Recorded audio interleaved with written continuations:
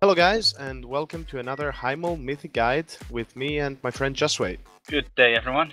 Today we're going to be talking about Brackenspore, which is the third boss you are probably going to be killing in Hymal. It's either Brackenspore or Tectus that guilds go for. Yeah, both Tectus and Brackenspore are about the same difficulty. Brackenspore will be the long fight where you have to survive and last, while Tectus is going to be the fight that's going to be really short, or at least the last phase will be. Yeah, Brackenspore having a 10-minute in raids is really a control fight, whereas Tectus, the fight usually lasts only 3 to 4 minutes. So if your guild is more suited for a control fight, then go for Brackenspore first. Setup-wise for Brackenspore, you'll want to go with 2 tanks, 4 or 5 healers, and the rest filled with DPS. You can also go for 3 tanks, which will make the tanking a lot safer, since you can just rotate the boss on 2 tanks and have 1 tank take care of the ad that spawns during the fight. Yeah, and you want to make sure that you have enough range DPS and a few melee DPS to do the interrupts properly and have some backups for it. But in general, it doesn't really matter how many melee and range DPS you have overall. At least 3 range DPS though, because there's going to be 3 flamethrowers on Mythic, and regardless of what people say, flamethrowers can actually be a DPS increase if used correctly. Yeah, in Mythic difficulty, the creeping moss, which is the green stuff that expands over time, it actually expands way faster. So hence why you need the 3 flamethrowers to burn it out before it fills the whole room. And also you have 2 new abilities. One is the Call of the Tides, which basically is the famous lava waves, only they are green.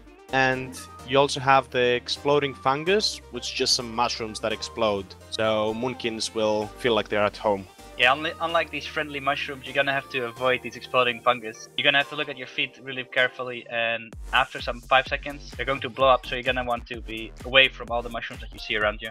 Yeah, don't feel safe if you don't see any spawning immediately under your feet, because there are some which spawn right before the explosion happens, because they explode all at the same time. So there might be one that sneaks up on you. And especially be careful if the whole raid is gathered up, because you can't really see much around you because of the whole cluster of people.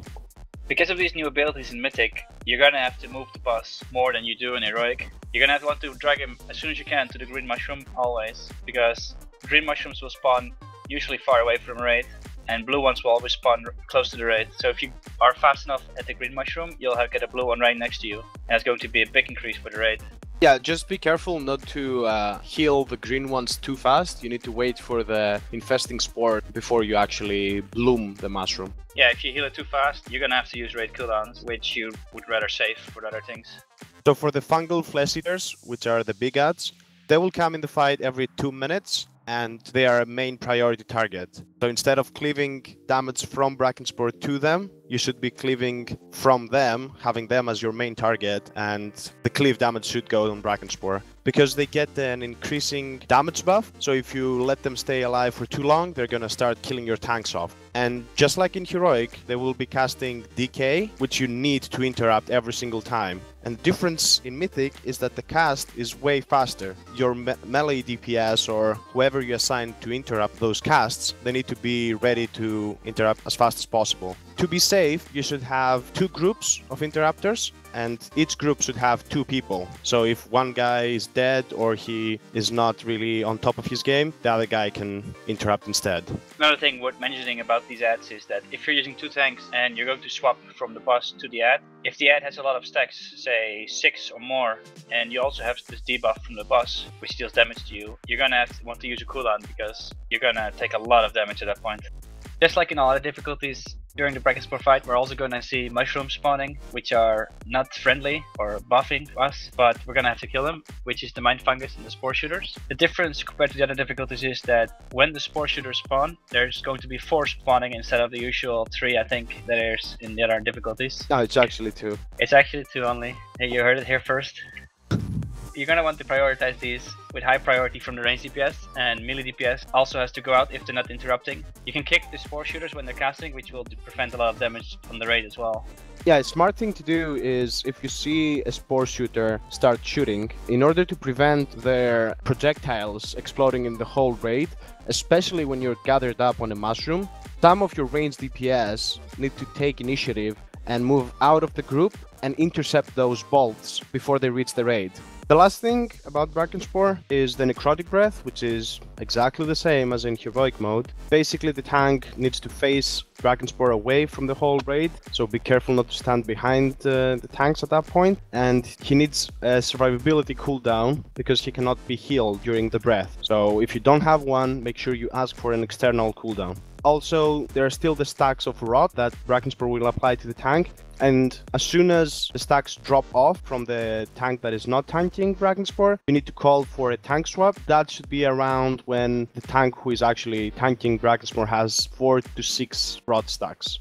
Yeah, when the fight starts, obviously the op tank is not going to have any stacks, so the first tank swap is recommended to just do it right before the ad starts spawning and right after the first Necrotic Breath. That's also the point where we're going to move the boss for the first time.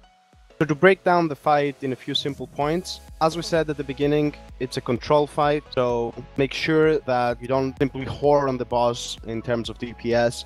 It's important to kill the ads as a priority. The top priority is always going to be the spore shooters, because they can wipe the raid really fast if you let them shoot at the raid uncontrollably. The second ad that you need to kill is obviously the fungal flesh eaters, because if you let them stay alive for too long, they're going to start killing your tanks. And the mind fungus are last in the priority. You can just cleave them down. The only time where you should really be killing them fast is if they spawn on top of a blue mushroom and the whole raid is there, so better kill them fast. Then the other thing that can wipe the whole raid is if the 3 people who are using the flamethrowers don't clear the creeping moss too fast. As a general rule of thumb, if your weapon is at 0 energy, you need to go out and clear up some of the moss. And it's advised to use some speed buffs there, so make sure you use proper classes to do that. Of course, you have to also keep up the interrupts, don't let any cast go through, and you gotta keep rotating the boss on the tanks so they don't get stacks too high and die from the damage. And don't get hit from the green waves. The debuffs you're going to want to track on Brackenspore are only for the tanks and the healers, which is rot. You're going to want to keep track of when they fall off and when you want to tank swap, and for the healers to see when the tank is going to need high healing. There's also infesting spores, which will stack up while he's casting it. And if you're a hunter or a priest, you might want to track it because you can reset your stacks by using Feign Death or Spectral Guys. Yeah, and especially if you are one of the guys who has the flamethrower and during the infesting spores you decide to go clean up some of the moss, you don't actually need healing if you time it properly. You barely take any damage. So another few things you have to watch out for in this fight are don't heal the living mushrooms too early because you want to have it up when he's casting infesting spores for the maximized healing when the raid is taking all the damage.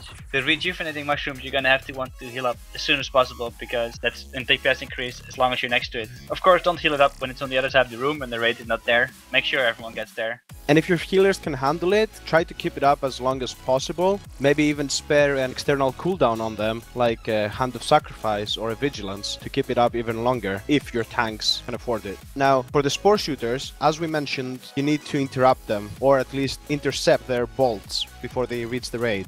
A good way to make sure that one of them never hits the raid is to use Solar Beam on them. And that's especially good if you use it on a spore shooter that has spawned far away from the raid, so it won't really be killed as fast as the others. Now, another really important thing to keep track of are the decay casts from the fungal flesh eaters. And I'm talking about the first cast because sometimes you will have Brackenspore tank all the way across the room from where the ads will spawn. So while they are moving towards the raid, they might actually stop and cast a decay. If your melee DPS are not close enough, they won't be fast enough to interrupt it. So make sure to have a ranged DPS ready to be the first interrupter on them. Also, another situation where this might happen is when you're moving for the green waves and the melee DPS might move away from it, so they need to call out for an interrupt at that point as well.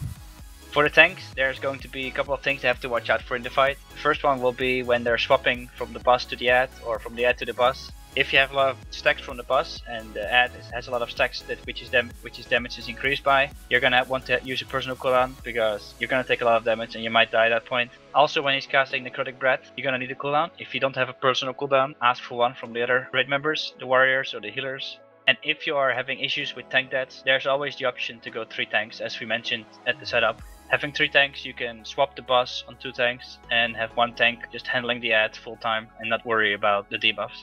And one last thing we didn't mention the whole fight, the creeping moss is still going to heal anything that's standing on top of them. So don't tank the boss or the ad on top of the green moss. Yeah, if you end up with a really small area, there will be cases where the green moss will suddenly spawn underneath the boss, and there's going to be a lot of panic. So make sure that from start to finish, throughout the whole fight, you're using the flamethrowers to their full capacity. We hope all this information was good enough for you guys. We know it's been a long talk about this boss. Even though there's not many mechanics, there's lots of tiny tricks and things to do. So good luck on getting this fight down. Good luck getting those bows to drop, and see you for the Tactics Guide.